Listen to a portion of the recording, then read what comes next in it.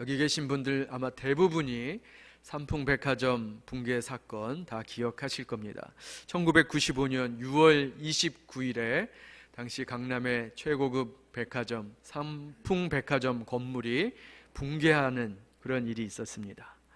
그 사고로 500명이 죽고 1000여 명이 부상을 입었는데요. 세계적으로도 뉴스가 된 정말 충격적인 사건이었습니다. 붕괴 원인이 무엇이었느냐? 부실공사였어요. 부실공사. 지진도 아니고 다른 어떤 원인도 아니고 부실공사였습니다. 건축 안전법을 무시하고 원래 4층을 짓기로 했는데 5층을 불법으로 증축을 했습니다. 그리고 설계도상에는 기둥을 32인치로 만들어야 하는데 공간이 부족하다는 이유로 23인치 기둥을 만들었고요. 심지어는 몇몇 기둥들은 아예 없애버렸다고 합니다. 그래서 안전보다는 오직 돈 버는데 눈이 멀어서 그런 일들을 한 겁니다. 꼭대기 5층은 원래 롤러스케이트장, 무게가 별로 나가지 않은 롤러스케이트장을 짓기로 계획이 돼 있었는데 돈이 안 된다고 해서 전문 식당가로 개조를 했대요. 근데 이 식당은 냉장고며 집기가 많아서 무게가 많이 나간다고 합니다. 뿐만 아니라 사전에 붕괴 전조 증상들이 있었대요. 그런데 그런 것들을 무시하고 대책을 세우지 않아서 결국에는 수많은 희생자들을 내는 참사가 벌어지고 말았습니다. 오늘 제가 왜 별로 기억하고 싶지 않은 삼풍백화점 붕괴 사건에 대해서 말씀드리느냐? 오늘 말씀에 나오는 모래 위에 세운 집 그리고 반석 위에 세운 집의 그 차이점을 극명하게 보여주는 좋은 예가 되기 때문에 제가 말씀을 드렸습니다. 여러분, 우리 인생은 마치 집을 짓는 것과 같습니다. 결혼을 하고 아이를 낳고 자녀를 키우는 것, 가정이라는 집을 짓는 것이죠.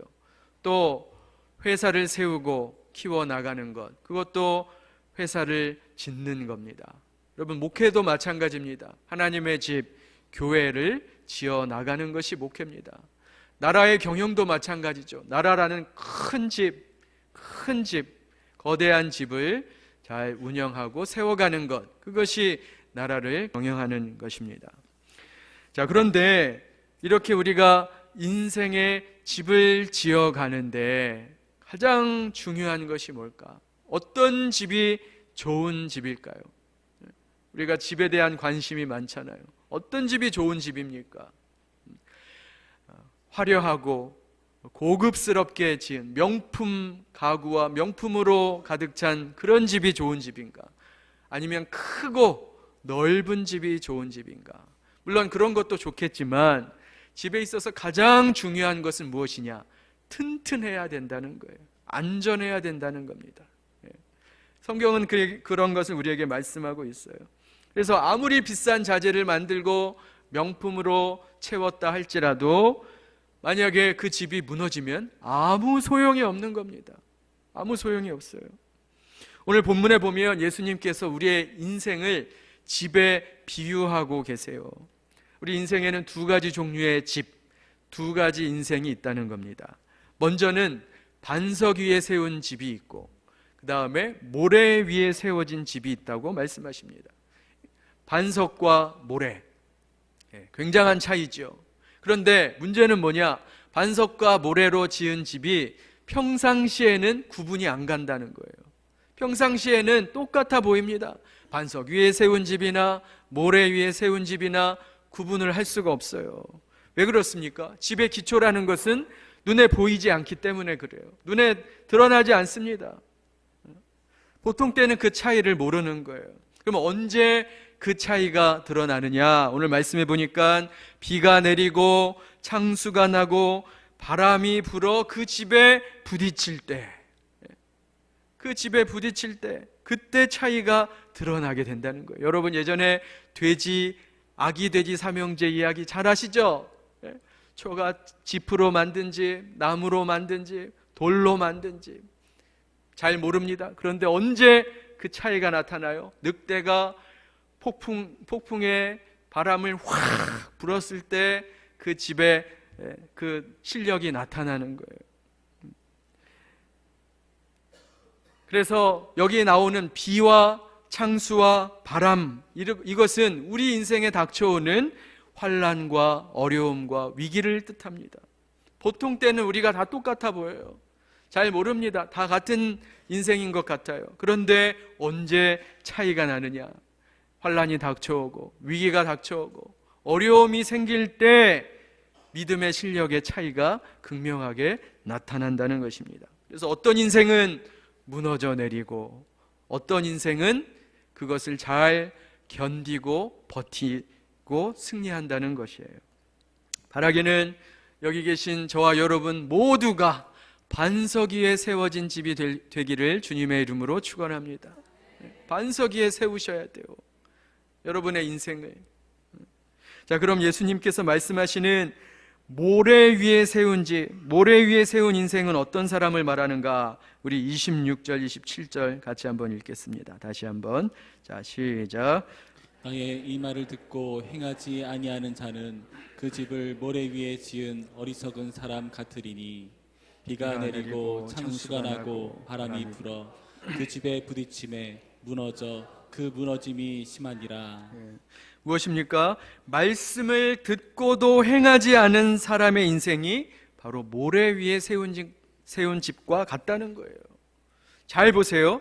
말씀을 안 들은 게 아니에요. 말씀은 분명히 들었습니다. 그것도 많이 들었어요. 그런데 문제는 뭡니까? 말씀을 듣기만 하고 행하지 않았다는 거예요.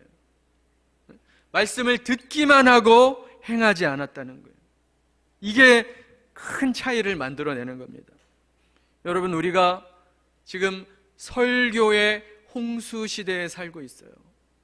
얼마나 많은 설교가 있는지, 얼마나 많은 설교와 강의와 기독교 교육, 기독교 상담, 손만 놀리면 수많은 컨텐츠들을 우리가 접할 수가 있습니다.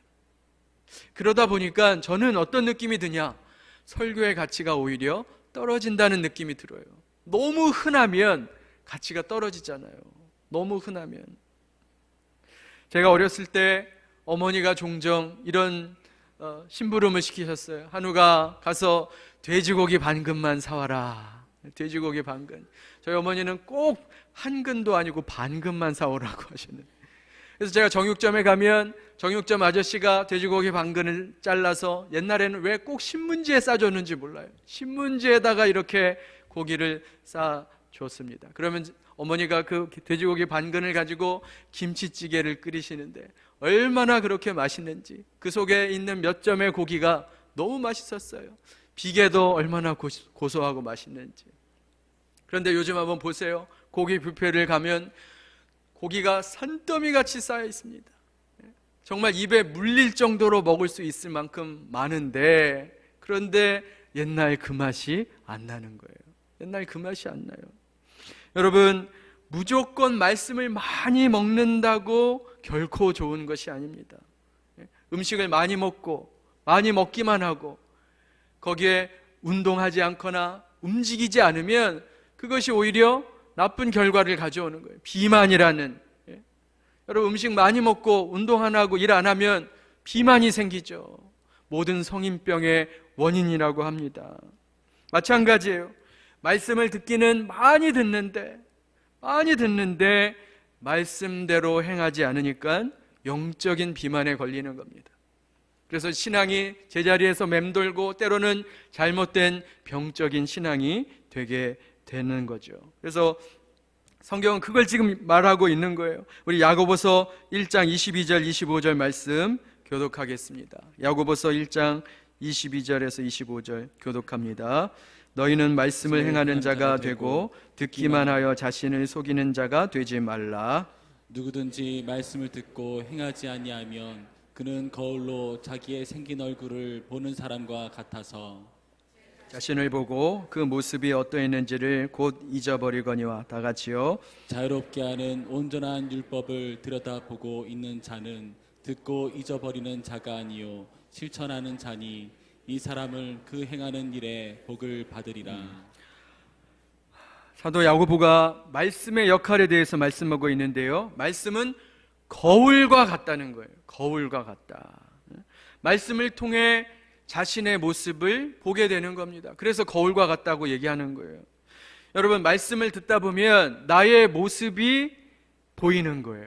나의 연약한 모습, 부족한 모습, 그래서 부끄럽기도 하고 때로는 참 자신의 그 연약함 때문에 민망하기도 하고 자신이 노출된 것 같은 느낌을 받기도 합니다.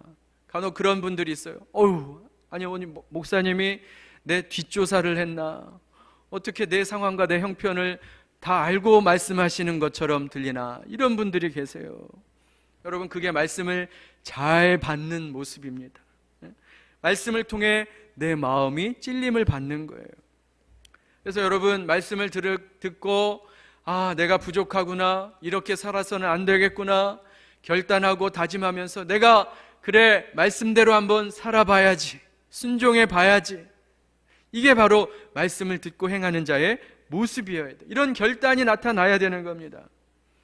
자, 그런데 말씀을 듣기만 하는 자는 어떤 사람이냐? 성경에 보니까 거울로 자기 모습을 봤는데 그 모습을 금방 잊어버린다 그래요.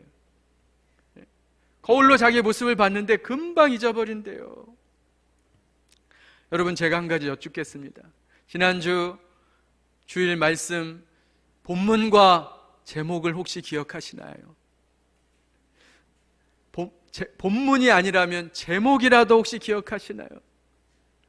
네, 잠잠하고 있습니다. 그냥 웃고만 계시네. 우리가 말씀을 들을 때 고개를 끄덕이고 아멘 했는데 저 문을 열고 나갈 때 다 잊어버리는 거예요.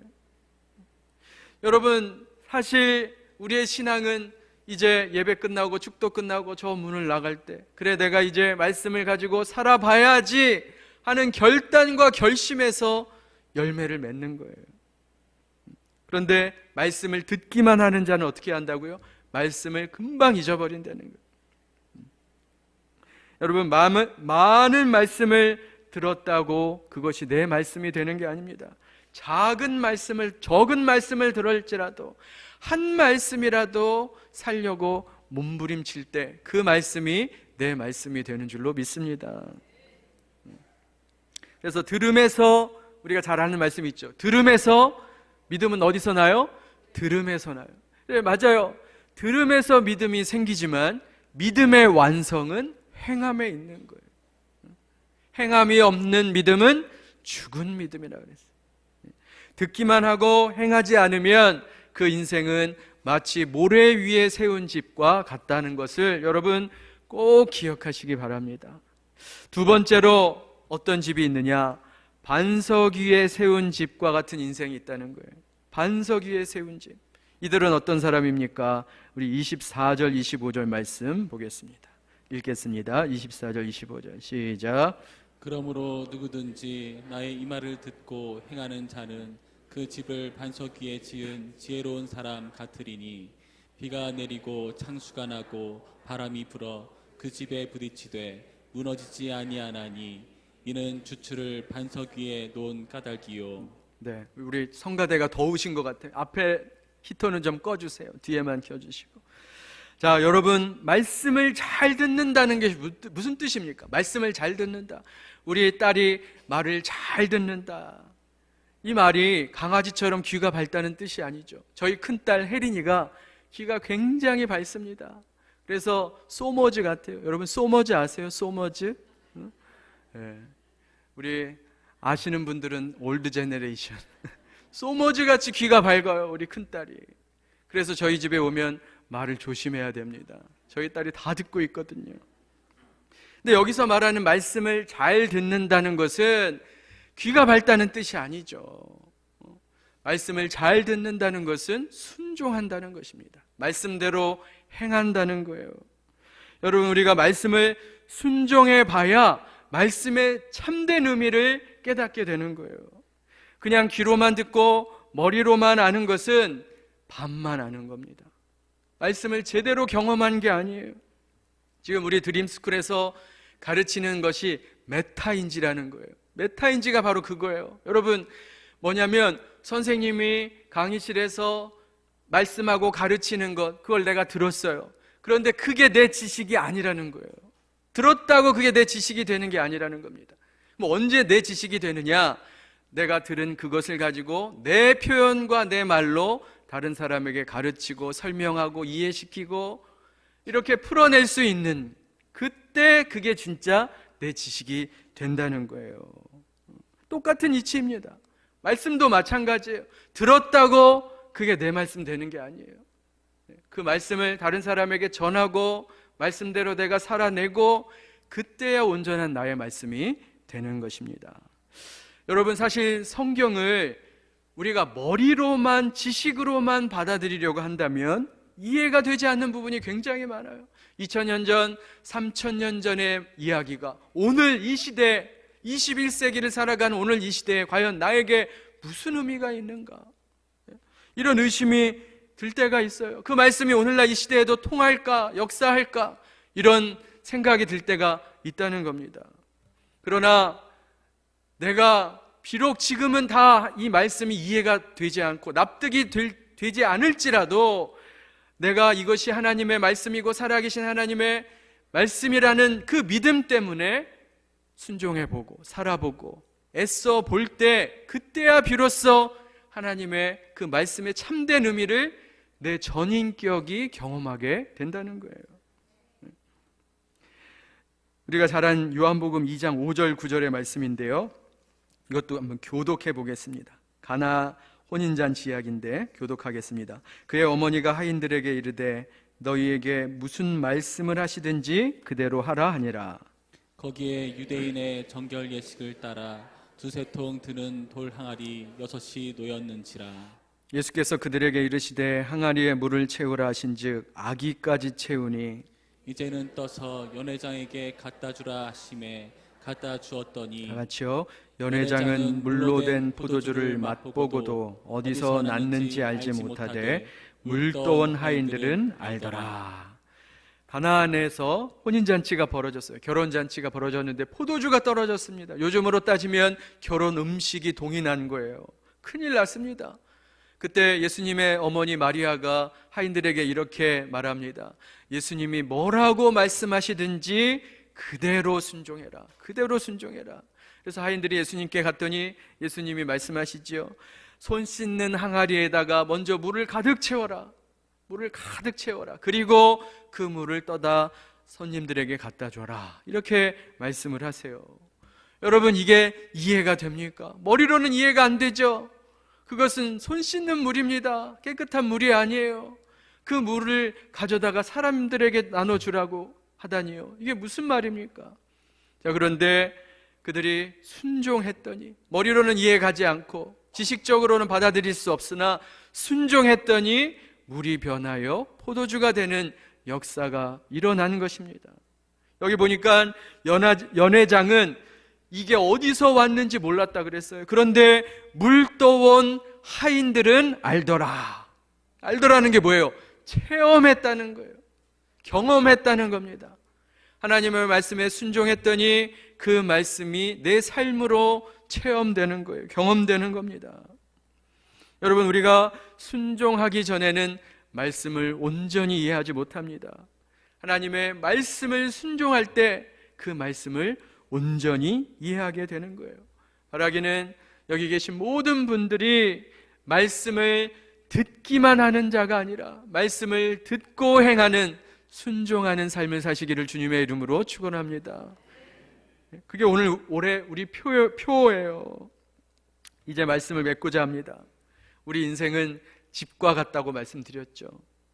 그런데 우리가 살다 보면 우리 그 인생의 집이 무너져 내리는 듯한 경험을 할 때가 있어요. 어쩌면 여기 계신 분들 중에 모래 위에 세운 집처럼 내 집이, 인생의 집이 지금 무너지고 있다, 그런 어려움과 위기 속에 계신 분이 계실지 모르겠습니다.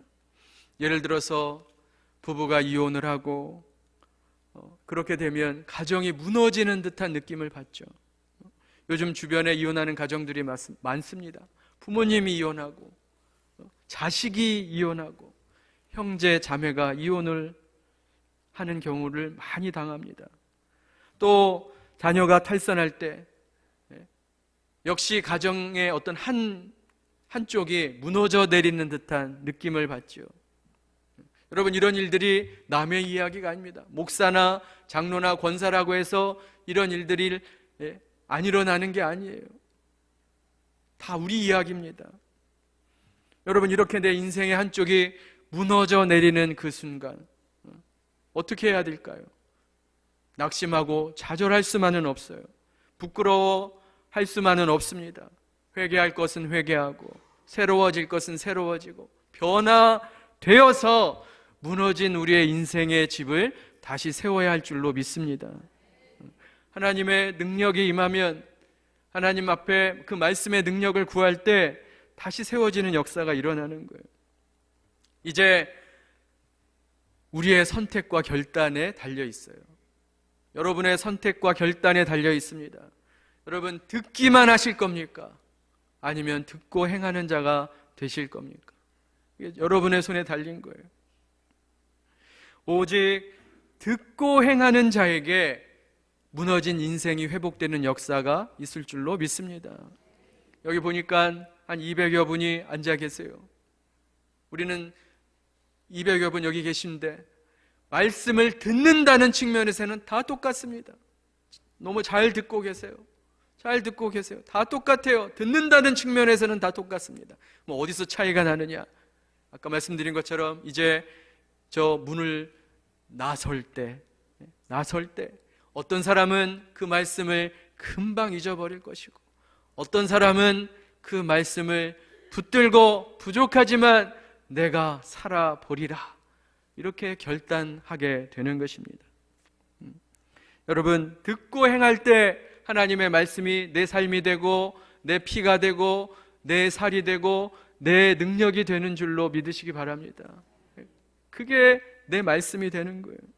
여러분, 오해하지 마십시오. 송 목사가 갑자기 알미니안이 됐나? 왜 저렇게 행하라 행위를 강조하는가? 여러분, 제가 행위 구원을 말하는 것이 아니에요. 여러분, 말씀을 듣고 행하려고 하는 사람은 교만하지 않습니다. 겸손해집니다. 오히려 자신의 부족함을 더 깨닫게 되는 거예요. 여러분, 말씀을 듣고 살아보려고 하면 어때요? 쉬워요, 어려워요? 안 살아보셔서 모르시지. 자, 말씀을 듣고 살아보려면 쉬워요, 어려워요? 어려워요. 쉽지 않습니다. 말씀에 순종하는 거 굉장히 어렵습니다. 그런데 그럴 때 우리가 뭘 깨달아요? 그렇구나. 내가 너무 부족하구나. 나 연약하구나. 내가 죄 많은 인생이구나. 한계를 깨닫는 거예요. 그래서 더 겸손해질 수밖에 없어요. 그래서 더 십자가를 붙들게 되는 것입니다. 그런데 말씀을 귀로만 듣는 사람은 말씀을 들을 때 이것을 내 말씀으로 받지 않고 자꾸 다른 사람에게만 적용해요. 말씀을 거울로 받는 게 아니라 돋보기나 망원경으로 생각하는 거예요. 그래서 다른 사람 뭐 잘못하나? 다른 사람 무슨 흠이 없나? 그래서 다른 사람에게만 자꾸 적용을 하게 되는 거예요. 제가 이렇게 보면 여기 앉아 계시는데 괜히 옆에 있는 남편 옆구리를 쿡쿡 찌르는 분이 계세요. 봐, 저거 당신 말씀, 당신 들으라고 하는 말씀이야. 당신 이야기야. 쿡쿡 찌르지 마시기 바랍니다. 다른 사람에게 적용하는 게 아니에요. 말씀은 나에게 적용하는 거예요. 물론 저 같은 설교자가 제일 주의해야 되는 부분이에요. 제가 말씀을 전한다고, 설교를 한다고 제가 이 말씀 앞에 다 순종하는 것처럼 착각하면 대단한 착각이죠. 그래서 나는 마치 다 순종하는 것처럼 여러분들에게 윽박 지르고 소리 지르고 위협한다면 그것은 참다운 설교자의 모습이 아닙니다. 여러분, 듣고 행하는 것이 그만큼 쉽지 않아요. 어렵습니다. 그래서 우리는 성령님의 도우심을 구해야 돼요. 하나님의 능력을 구해야 됩니다. 하나님, 저를 좀 도와주세요. 제가 말씀을 듣고 행하기를 원하는데 내 힘과 내 능력으로 되지 않습니다. 저를 좀 도와주세요. 그리고 혼자 하기는 어렵지만 같이 하면은 쉬워요. 백지장도 맞들면 낫다. 같이 듣는 거예요. 같이 하는 겁니다. 그래서 올 한 해 우리가 듣고 행하라 표를 정했는데 같이 함께 말씀을 실천하는 일들을 종종 하게 될 거예요. 당장 5월 달에는요, 플로깅 데이라고 저희가 지금 계획하고 있는데, 이 맨날 말만 우리가 지역사회 섬기자 말만 하지 말고 우리가 빗자루 들고 집게 들고 쓰레기 봉투 들고 이 지역사회, 이 주변 지역을 깨끗하게 청소하는 일을 하려고 합니다. 그래서 함께 행하는 거예요. 함께 순종하는 겁니다. 여러분, 우리가 인생의 마지막에 무엇을 후회하게 될까요? 그런 말씀들 많이 하죠. 인생의 마지막 순간에 자신의 인생이 마치 영화처럼 파노라마처럼 쫙 펼쳐지면서 자신의 인생을 관조하게 되는데, 여러분, 그때 뭘 우리가 후회할까요? 후회가 많이 된다고 하잖아요. 뭘 후회하겠습니까? 아이고, 내가 그때 더 많이 배울 걸, 더 학위를 더 딸 걸, 지식을 많이 쌓을 걸. 이런 후회 안 하죠. 어떤 후회를 합니까? 내가 더 잘 살 걸, 더 좀 가치 있게 살 걸, 더 의미 있게 살 걸. 삶에 대한 후회를 하는 겁니다. 지식에 대한 후회가 아니라. 여러분, 사람은 절대 안 바뀐다, 이런 말이 있죠. 맞습니다. 바뀌는 것, 내가 새로워지는 것 쉬운 일이 아니에요. 그런데 나는 어려운 그 일을, 그 어려운 그것을 하나님은 하실 수 있는 줄로 믿습니다. 하나님은 하실 수 있어요. 하나님이 우리와 함께 하시고 그 말씀이 나를 계속 다듬어 가시고 변화시키면 작은 부분이라도 반드시 우리 삶에 변화가 있을 줄로 믿습니다. 여러분, 2023년 정말 후딱 갔죠? 눈 깜짝하는 사이에 1년이 지나갔습니다. 제가 한 가지 확실한 예언을 할 수 있어요. 2024년도 빨리 갈 겁니다. 화살처럼 날아갈 거예요. 빠르게 지나는 1년 동안 여러분, 아주 작은 것 하나, 내 삶에 이것 하나 하나님 순종하고 변화되고 새로워지기를 원합니다. 이렇게 결단하시는 저와 여러분 되시기를 소망합니다. 여러분, 듣고 행하는 자에게 하나님의 능력이 임합니다. 올 한 해 듣고 행하는 삶을 통해 저와 여러분이 성장하는, 그런 성장하는 복된 한 해가 다 되시기를 주님의 이름으로 축원합니다. 기도하겠습니다. 우리 함께 같이 말씀 붙들고 기도하기를 원합니다. 하나님, 그렇습니다. 지금까지 듣는 것으로 내 삶에 해야 될 일을 다 했다고 생각하고 착각하고 살았습니다. 주여, 듣는 것으로 그치지 않게 하시고 그 말씀을 한 말씀이라도 붙들고 살아내려고 몸부림치는 올 한 해 되게 하여 주옵소서. 하나님의 말씀에 살아계심과 역사하심을 내 삶으로 경험하고 체험하기를 원합니다. 하나님, 우리의 연약함 부족함 주께서 아시오니 우리 부천평안교회 공동체가 한 마음으로 한 뜻으로 함께 주의 말씀에 순종하며 나아가는 2024년 되게 하여 주옵소서. 우리의 무너진 나의 삶의 한 부분이 말씀을 듣고 행하는 이 순종함으로 말미암아 다시금 회복되고 세워지는 역사가 있기를 소망합니다. 하나님, 도와 주시옵소서. 우리 같이 함께 통성으로 기도하도록 하겠습니다.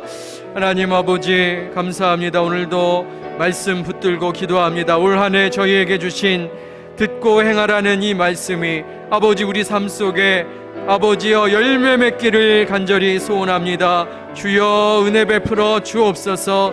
아버지여, 듣기만 하는 자 되지 않기를 원합니다. 듣고 금방 잊어버리는 자 되지 않기를 원합니다. 하나님의 말씀의 가치를 깨달아 그것을 살아내기 위해 몸부림치고 애쓰고 힘쓰는 저희들 모두가 되게 하여 주옵소서. 우리의 인생의 한 귀퉁이가 무너져 내리는 듯한 경험 속에 있는 우리 성도들 불쌍히 여겨주시고, 하나님, 가정이 무너지고 삶이 무너지는 가운데 낙심하고 좌절하지 않게 하시고, 하나님, 오늘 주신 말씀을 마음판에 새겨 듣고 행하는 가운데 말씀의 능력을 체험하고 우리를 회복시키시고 다시 세우시는 하나님의 손길을 경험하는 2024년 한 해가 되게 하여 주옵소서. 하나님의 말씀에 살아계심을 우리의 전인격으로 아버지 경험하고 체험하기를 원합니다. 주여 우리에게 용기와 결단을 주시고 순종하는 마음 주셔서 올 한 해 우리의 믿음이 성장하는 귀한 한 해 되게 하여 주옵소서. 하나님 감사합니다. 올 한 해 주신 표 듣고 행하라는 이 말씀이 우리 마음판 신비에 새겨지게 하여 주옵소서. 아버지 정말 우리 부족합니다. 연약합니다. 순종하기에는 참 힘이 부족합니다. 그러나 주께서 도우시면 능히 감당할 줄로 믿습니다. 아버지 우리에게 성령 충만함을 주시고 아버지 힘과 아버지 소망을 갖게 하여 주옵소서. 바라기는 참으로 자신의 인생이 무너져 내리는 듯한 아버지의 어려움과 환난 속에 있는 우리 성도들 불쌍히 여겨 주시고 하나님 낙심하고 좌절하지 않게 하시며 오늘 말씀을 마음으로 받아 올 한 해 살아계신 하나님의 말씀을 체험하고 하나님의 능력을 체험하고 새로워지고 변화되는 치유와 회복의 은혜가 있는 성도들 다 되게 하여 주옵소서. 예수님의 이름으로 기도하옵나이다. 아멘.